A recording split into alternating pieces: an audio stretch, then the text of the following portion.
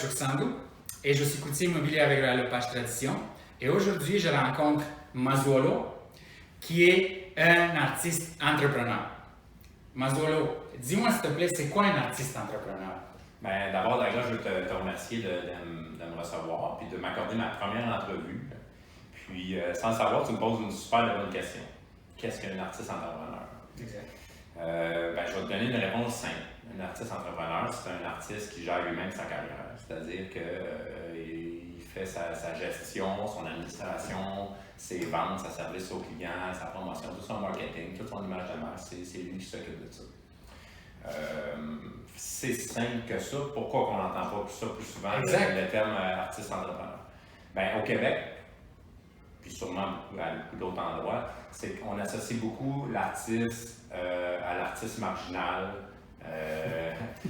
qui est pas organisé, qui est de la gauche, puis surtout, on le distance de la droite capitaliste, de l'entrepreneur. Okay? Pourquoi? Parce qu'on veut qu'il soit complètement indépendant du désir financier pour pouvoir créer librement.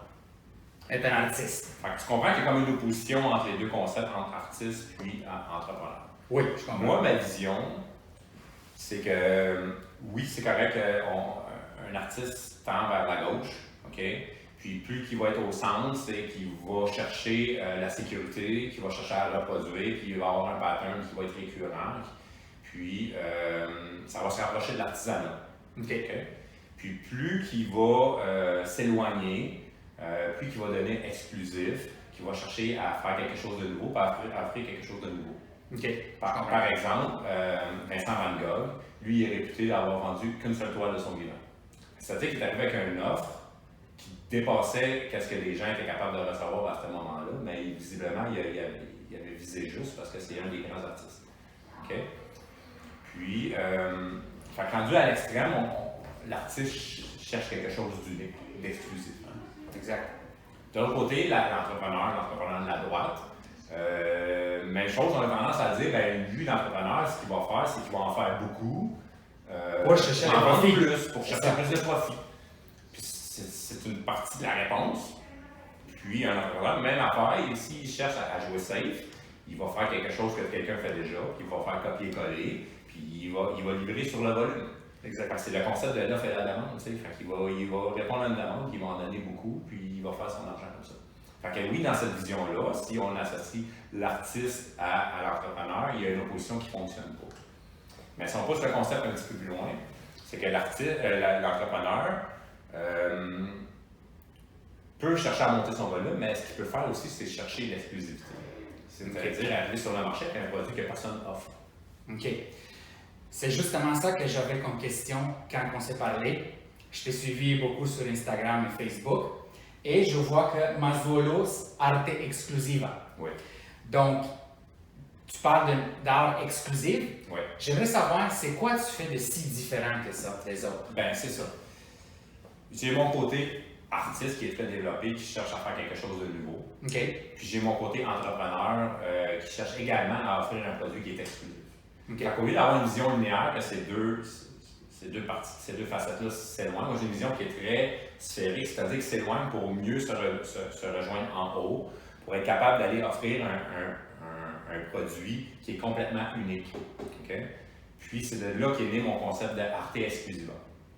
Donc pour être unique à la base, dans le fond, j'ai choisi un médium, la résine. Puis ce que je fais pour me distinguer, c'est que j'incorpore des pigments directement dans ma résine, puis je peins avec ça. Fait que ce que vous voyez, la finition high gloss, les textures, les couleurs, c'est littéralement mon médium qui donne ce fini-là. Fait que la pigmentation est directement dans la résine. Okay. C'est monté en épaisseur, ça me permet de faire des effets de couche et des effets de profondeur. Okay. Je vais chercher des pigments qui sont métallisés pour des effets de lumière. Fait que mes œuvres sont très réactives à l'environnement.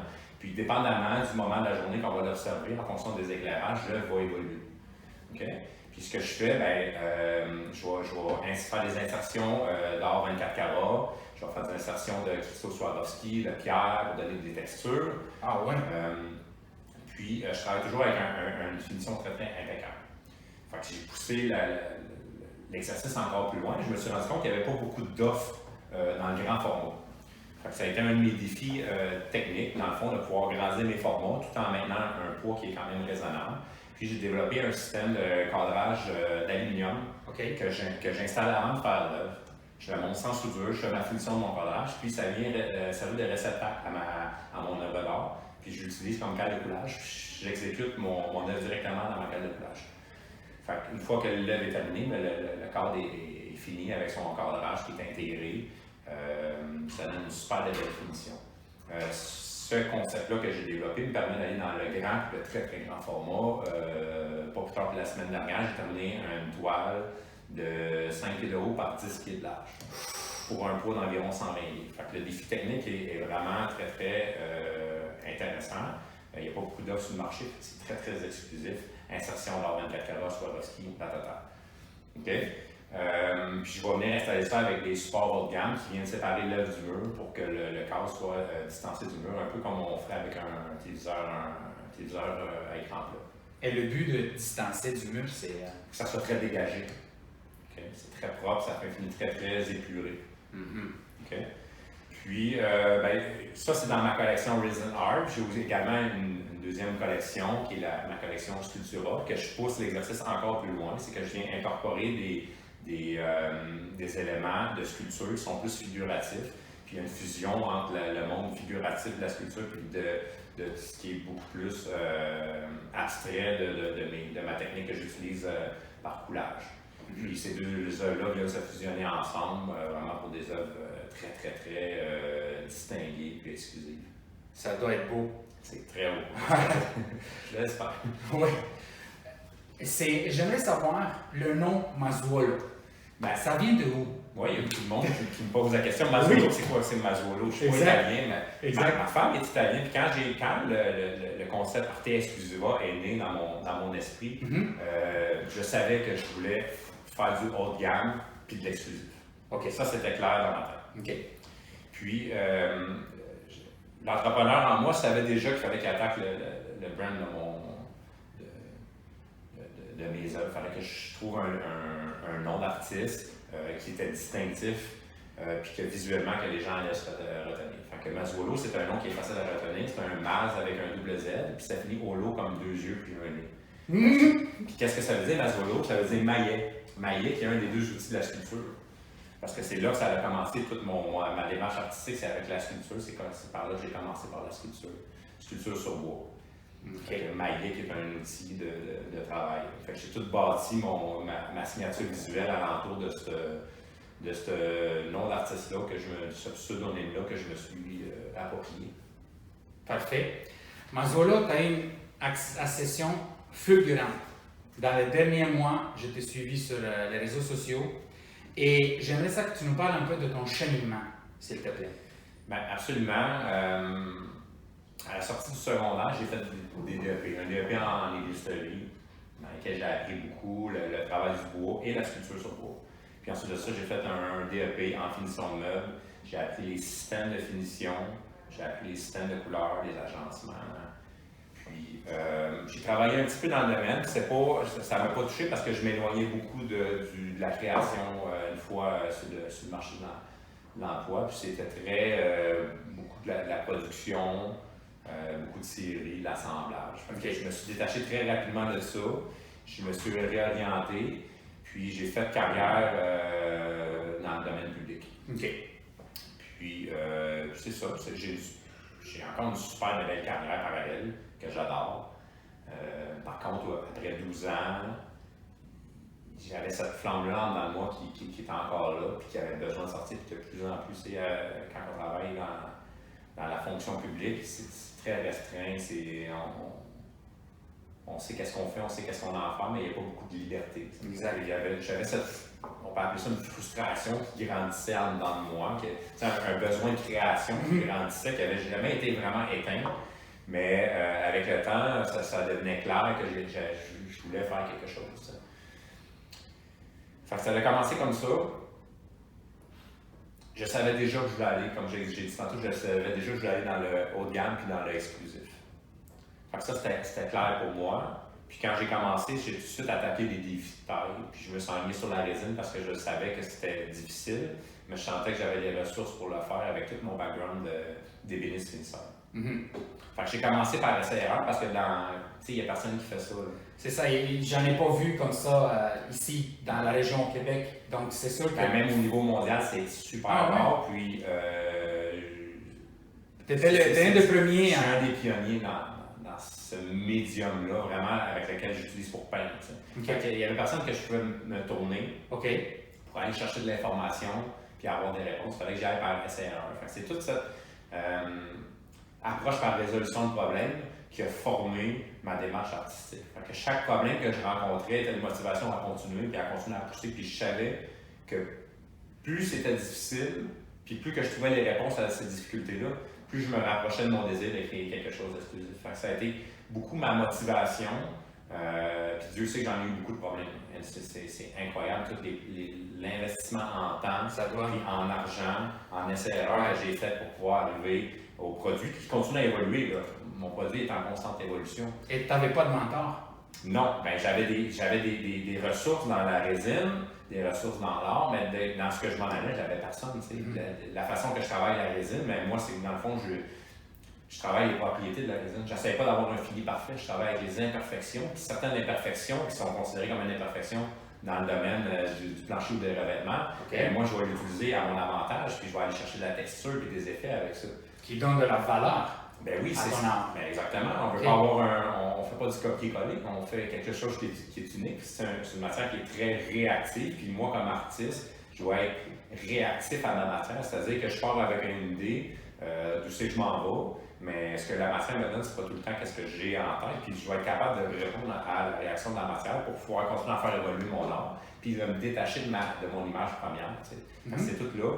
Le paradoxe de ma démarche, c'est que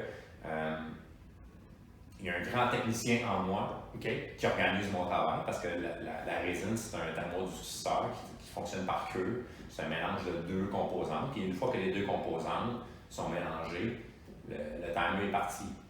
Fait que ça va très très rapidement, il faut être extrêmement organisé. Fait que j'ai cette facette-là de ma personnalité qui est très organisée, très linéaire, très cartésienne. Mais j'ai aussi un côté qui est très artistique. C'est-à-dire que je suis capable au moment crucial de me détacher de mon idée puis de créer au fur et à mesure en fonction de la réaction de la résine. Puis c'est là que je travaille puis que je viens créer des effets spectaculaires. OK. Donc, merci d'expliquer ton cheminement. Je sais que pour être entrepreneur, on a besoin d'un mindset qui est spécifique à un entrepreneur. Et j'aimerais que tu en parles un peu. Pour toi, c'est quoi qui est important comme mindset quand on débute une entreprise? Bien, c'est une bonne question. Moi, pour ma part, c'était la peur. Tout se jouait sur la peur parce que je suis un perfectionniste. Puis on sait que les perfectionnistes sont beaucoup dans l'analyse. Puis si vous êtes des entrepreneurs, je suis sûr qu'il y a beaucoup de vous autres qui allez reconnaître là-dedans. C'est que les perfectionnistes, on est dans l'analyse. L'analyse amène la peur, puis quand on a peur, on fige. Exact. Fait que quand j'ai commencé ça, j'ai pris mes peurs, je les ai garochées pendant. Ça ne veut pas dire que j'en ai plus. Mais quand j'ai commencé ça, je me suis dit, au pire, je finirais avec des vraiment beaux tableaux chez nous. Puis ça sera pire, puis c'est vraiment, est-ce que c'est grave? Non. Fait que tu vas faire des cadeaux à tout le monde pendant des années. Fait que je me suis dit, dans le pire des cas, qui serait comme un échec, j'ai quand même réussi. Tu comprends? Fait que quand on se libère de cette peur-là, c'est fou. Puis après ça, j'ai juste comme foncé. Puis à toutes les fois que j'avais des difficultés puis que je voulais abandonner, je me suis dit non, si c'est difficile, c'est parce que c'est là que je m'en vais. Mon chemin, il est là. Puis j'ai poussé non-stop. Puis je pousse encore non-stop. Les premiers mois ont été difficiles financièrement parce que j'ai investi toutes mes économies pour pouvoir développer mon produit, puis faire des essais, puis travailler ma résine. C'est un médium qui est très, très dispendieux. Puis je travaille avec des matériaux qui sont très coûteux. Fait que j'ai eu une période de découragement parce que c'est pas. Moi, je n'offre pas un service. C'est facile quand on offre un service, il y a une demande, on offre le service. Si ça fonctionne, on va juste réoffrir le service, l'argent va rentrer, puis on va pouvoir valider ça. Alors qu'en art, c'est un petit peu plus compliqué. Il faut arriver sur le marché prêt, puis fort. Puis, si tu t'en vas valider, tu risques de te brûler. Tu ne veux pas brûler ton produit, c'est pas que tu arrives déjà prêt. Fait qu'il y a une grande période que j'ai créée et que j'ai rien vendu. On dit grande période. C'est quelques mois, on met ça en perspective. Pour moi, ça a duré 8 mois avant que je vende ma première œuvre. Mais c'est quand même pas si pire pour l'entrepreneur. Non, c'est ça. D'avoir un retour en temps de 8 un mois. artiste aussi, parce que des artistes qui travaillent pendant des années et qui sont à perte. Van Gogh, probablement que. Probablement. J'avais fait de l'argent avec un tableau vendu. Il a vendu un tableau puis il s'est racheté d'autres tableaux pour en faire d'autres. Il n'a pas fait d'argent avec ça. Fait que moi, ça s'est passé. Dans le fond, j'ai fait mon premier symposium de peinture à Grosses Plaines d'Abraham cet été. C'est là que j'ai fait mes premières ventes officielles majeures. OK. Où est-ce que tu as fait ça? Sur les plaines d'Abraham. Les plaines d'Abraham. À Québec? À Québec. Puis, plus que ça, c'est que ça m'a ouvert des portes vraiment incroyables. Tout a déboulé là. J'ai rencontré une juge en or qui a qualifié mon travail de ma concours. Elle était complètement épatée par ce qu'elle voyait. C'est quand même fou. Là. Moi, j'arrive là, c'est mon premier show. Elle voit de l'or à tous les jours, puis elle fait des concours, elle juge des concours, puis elle voit mon travail, puis elle voit la qualité de ma finition qui se démarque sur le lot, puis elle dit ça, c'est des œuvres à concours. Fait que là, je dis OK, wow. Fait qu'elle me donne une référence, elle dit tu l'appelles lundi. OK. Fait que moi, je prends la référence, je ne sais pas à qui j'ai affaire. Fait que cette référence-là, c'est Mireille Forget. Mireille Forget, qui est une sommité internationale en matière d'art. Elle est décorée plus de 70 fois à l'international, détentrice de la médaille de l'Assemblée nationale du Québec et de la République française. Wow! Fait ça se passait le samedi. Le mercredi suivant, j'étais assis avec cette dame-là dans son salon, puis on se parle. Je suis entouré de toutes ces médailles, de ces articles, de photos avec elle dans des palais, avec des princes. Là, je comprenais où j'étais assis à ce moment-là. Puis ça s'est passé super vite. La journée même, j'avais une toile qui partait pour la France, en Europe, pour une exposition. Puis, à mon grand étonnement, j'ai gagné une médaille d'or là-bas en France pour ma toile, pour technique distincte. Hein? Fait que ça va dans le sens de tout mon cheminement de recherche d'exclusivité. Ça venait vraiment de valider tout mon processus créatif, puis ma raison d'être, puis vraiment toute l'importance de mon travail. Puis ça s'est pas arrêté là parce que suite à ça, toujours avec ce même contact-là, j'ai été approché pour exposer au Palais des Congrès. Fait que le Palais des Congrès, dans le fond, on sait qu'il y a des galeries au sous-sol. Le Palais des Congrès à Montréal. À Montréal, OK. Fait que le nouveau concept du palais, ils veulent commencer à remplir tout le palais de l'œuvre d'art. Fait que moi, j'ai été un des artistes chanceux sélectionnés pour afficher à cet endroit-là. J'ai 5 grands formats présentement qui sont affichés au Palais des Congrès avec le Cercle des artistes peintres du Québec. Mazzolo, tu as eu une médaille d'or en France. Tu as été exposé sur les plaines d'Abraham et au Palais de Congrès de Montréal. Seulement après quelques mois que tu as débuté ton entreprise. C'est extraordinaire. Et j'aimerais te poser la question, qu'est-ce que les gens ne savent pas à propos de ton entreprise Mazzolo Arte Exclusiva? Je vais répondre un petit peu plus général. Okay. Ça va être bon pour les auditeurs qui sont probablement beaucoup des professionnels. Ce que les gens ne savent pas, c'est qu'au Canada, les œuvres d'art, on peut, comme professionnels, les inscrire comme investissement. Fait qu'il y a des avantages fiscaux très intéressants pour les professionnels qui investissent dans l'art. Okay. Fait que ça, c'est quoi qui n'est pas beaucoup connu. Mm-hmm. Dans le fond, les règles sont super simples. C'est à partir du moment que l'œuvre est vue par des clients, elle peut être admissible au programme. Ça veut dire que si vous avez un bureau à la maison, puis vous recevez des clients à la maison, bien, vous pouvez bénéficier de ce programme-là en investissement d'art. Parfait. C'est une excellente information pour ceux qui aimeraient se procurer des œuvres de Mazzolo. Et aussi, en ce moment, on est dans les temps des fêtes. Donc, c'est un très bon cadeau. Mazzolo, j'aimerais te demander, pourquoi tu penses que c'est important que les gens achètent localement? Je vais répondre de façon générale en premier, puis après ça, je vais le rapporter à moi. À ton entreprise. Oui. De façon générale, quand quelqu'un a dans son entourage des artistes, c'est un bon moment de repérer les artistes émergents qui ont un potentiel de personne. Okay. Parce que l'art, c'est un investissement reconnu. Okay. Puis on sait qu'il y a des œuvres d'art qui se vendent des dizaines et des dizaines de millions de dollars. C'est pas pour rien. C'est parce que c'est un investissement. C'est pour ça que les investisseurs sont prêts à payer ce montant-là quand on achète un œuvre à un montant, on vient de fixer son prix, puis après ça, l'œuvre va monter. C'est aussi simple que ça. Okay. Il existe un système de cote pour les artistes. Puis plus la cote est bonne, mais plus l'œuvre vaut cher. T'sais. Quand on a dans son entourage, puis qu'on a des artistes, ben, on les regarde aller. Puis c'est pas tous les artistes qui ont le profil d'entrepreneur, puis que c'est facile de voir qu'ils vont percer. T'sais. Il y en a que c'est plus flagrant, il y en a que c'est moins flagrant, mais c'est bon d'acheter de ces artistes-là quand on croit dans leur développement parce que c'est eux qui ont le meilleur potentiel de croissance. Fait que si on achète un œuvre d'un artiste, quand il commence en carrière, puis 20 ans plus tard, c'est devenu un artiste internationalement reconnu avec une super de bonne cote, ben, ça va faire un très très bon héritage pour vos enfants. Puis, ben, si je ramène ça à mon expérience personnelle, pourquoi que le monde devrait acheter local? Ben, moi-même, comme artiste, ben, je suis un entrepreneur, puis j'achète mes matériaux. J'achète des cadrages, mon aluminium, mes tableaux, ma résine, mes colorants, mes pinceaux. Puis moi, je le fais localement. Fait que j'achète tous mes matériaux dans un rayon de 20 km. Fait que c'est ainsi, c'est une roue qui tourne. Si on achète localement et qu'on s'habitue à acheter localement, ben, c'est juste bon pour nous autres, c'est bon pour tout le monde. Exact. Et en terminant, Mazuolo, j'aimerais savoir, tu as dit que tu as été présent au Plaine d'Abraham, au Palais de Congrès de Montréal. J'aimerais savoir si les gens veulent tes œuvres, où est-ce qu'ils sont disponibles, où est-ce qu'ils peuvent voir tes œuvres. Parfait. Bien, pour les gens de la Rive-Sud, vous pouvez voir mes œuvres à la galerie Signé Joa au quartier d'Istram. Les gens de Montréal, je suis exposé au Palais des Congrès au 5e étage. Sinon, dans l'édifice Bricks. Ensuite de ça, les gens Montréal et Nord, si vous voulez venir me rencontrer à mon atelier, je reçois à mon atelier pour faire des présentations sur rendez-vous. OK. Puis ensuite de ça, ben, mon site internet www.mazuolo.art.